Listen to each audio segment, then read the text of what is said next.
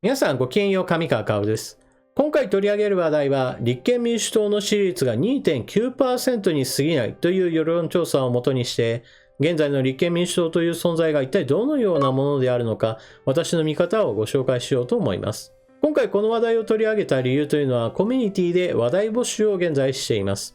この話題募集というのは、私が生放送を行う際に、こういった話題、ニュースについて取り上げてほしいといったものについて皆さんからの意見を募集しています。こういった募集は、生放送を行う際には事前に行うのですが、今回はその中においても一つ動画に仕上げようと思いました。というわけで、まずはどのような書き込みがあったかご紹介しましょう。宋雲峡さんのコメントで、立憲民主党の5婚について、立民党の5婚とは、1、生婚辻元議員、2、マザコン鳩山幸夫元議員、3、自主規制しますが本田議員、4、マジコン蓮舫議員、5、雑婚原始共産主義的多重結婚石垣のり子議員、あだ名に婚がつく人が5人いる状態。これについての私の意見というものをお話ししようと思います。まずはこの話をするときに、それぞれの問題全部を取り上げていくと、それぞれの話題全てが一つの動画になって非常に長くなってしまうので、簡単に一言で言うならば、これらは全て非常に大きな問題で、関わっている議員は本当に国会議員としての資格があるのか、大いに問われるべき問題ばかりです。しかし同時に立憲民主党がこれらの問題に対して十分に対処しているかといえば、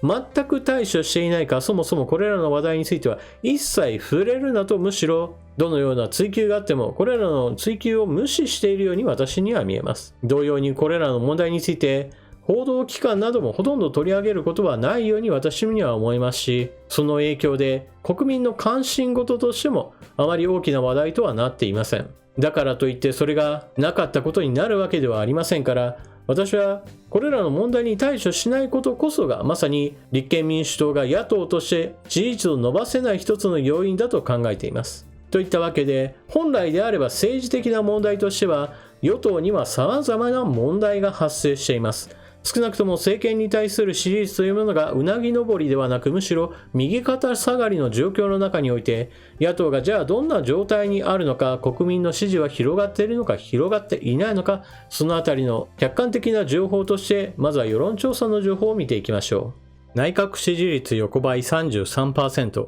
ワクチン遅い 69%、時事通信が11日から14日に実施した6月の世論調査で、菅内閣の支持率は前月比 0.9 ポイント増の 33.1% と横ばいだった。不支持率は 0.4 ポイント減の 44.2% だった。不支持が支持を上回るのは6ヶ月連続。新型コロナウイルス感染拡大をめぐる政府対応について評価しないは前月比 9.5 ポイント減の 55.1% で、評価するは同 5.6 ポイント増の 23.2%。どちらとも言えない、わからないは 21.7% だった。菅首相が感染対策の切り札とするワクチン接種については、遅いが 69.4% で、順調だの 20% を大きく上回った。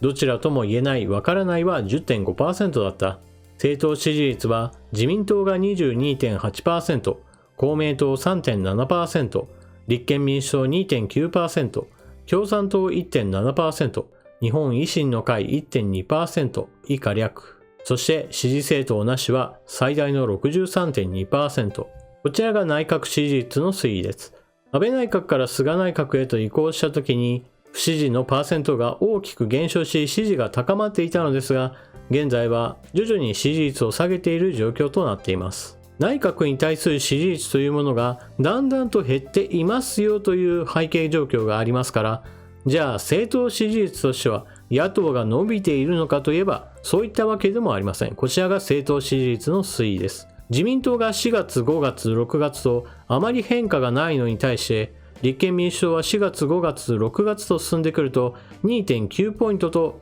その支持率はむしろ下がったと言えるでしょう。またその他の野党勢力について言っても支持率が大きく伸びたといったわけではありません。政権に対する批判というものが大きい中においても、基本的には支持政党なしが最大勢力であり続けていますし、与党の支持率もそれほど大きな変化はありません。紹介したのは時事通信の調査結果だったわけですが、じゃあこれが他の調査ではどうなっているかも見てみましょう。こちらは NHK による支持政党の調査です。自民党の支持率が 35.8%、立憲民主党が 6.4% と、こちらは時事通信に比べると立憲民主党の支持率は少し伸びましたよという結果になっています。しかしどちらにしてもそうなのですが、自民党が圧倒的に優勢であり、そして自民党以外の野党勢力は大きく伸びているわけではないといった現象についてはほとんど変わりがありません。ここまでは政権に対する批判の声が高まっているにもかかわらず、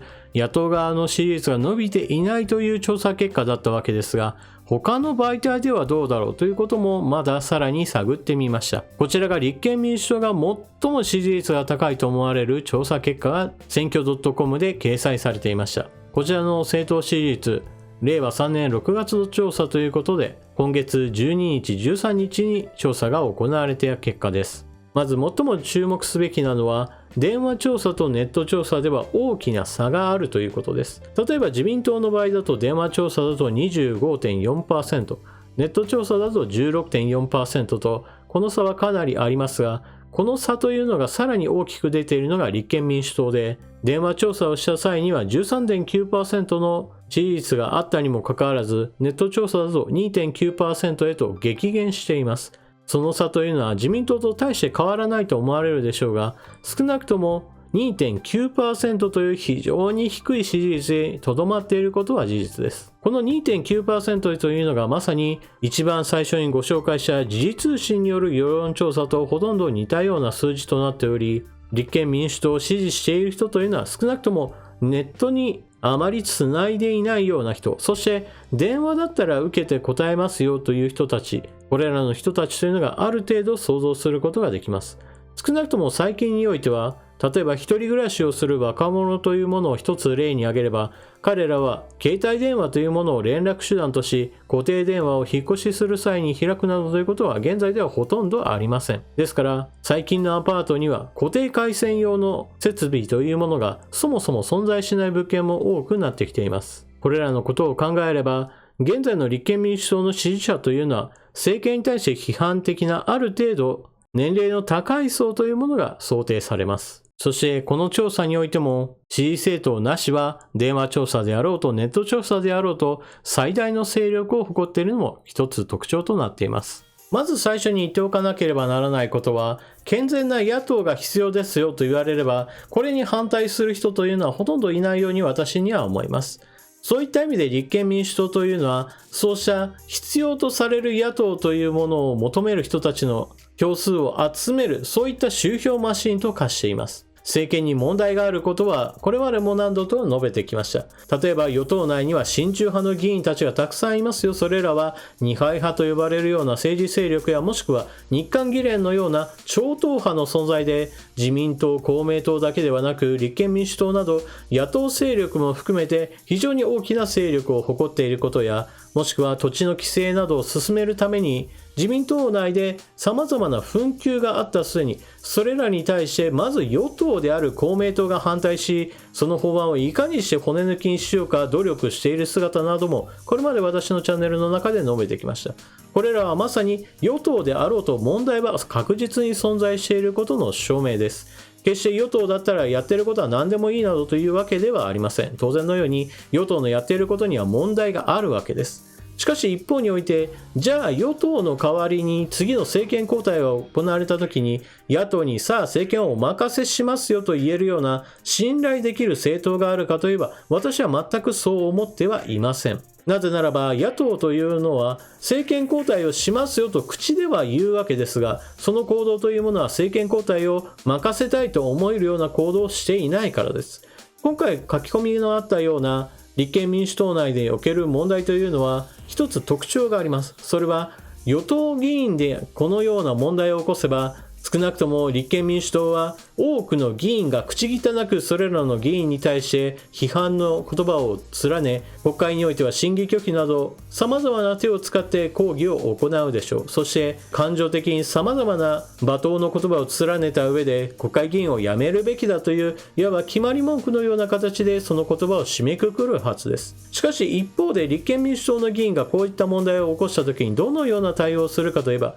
例えば党幹部による口頭注意といったような一応対応はしましたよというアリバイは作りますが、じゃあ議員辞職などを行うかといえば全くそういったことは行わないわけです。以後それらについての批判がされた時にはそれこそもう処分は終わったんだという具合にして非常に軽くあしらい、全く真剣に対処はしないわけです。このようなダブルスタンダードというのはそれこそ国民の目から見ればこれらの人々が本当に政権を担う資格があるのかと疑問を持つわけです。一方で政権に問題があるわけですが、これらの問題を批判する勢力というのはどうしても求められるわけで、そのような時には感情的にいくら口汚く言っていたとしても、それらの人々が必要だと考える国民の支持を集めることとなります。そしてそのような非常に目立つ行動というのは、例えば地方ニュースなどで大きく取り上げられます。私は以前鳥取県に住んでいましたから、地方ニュースの状況というものをよく知っています。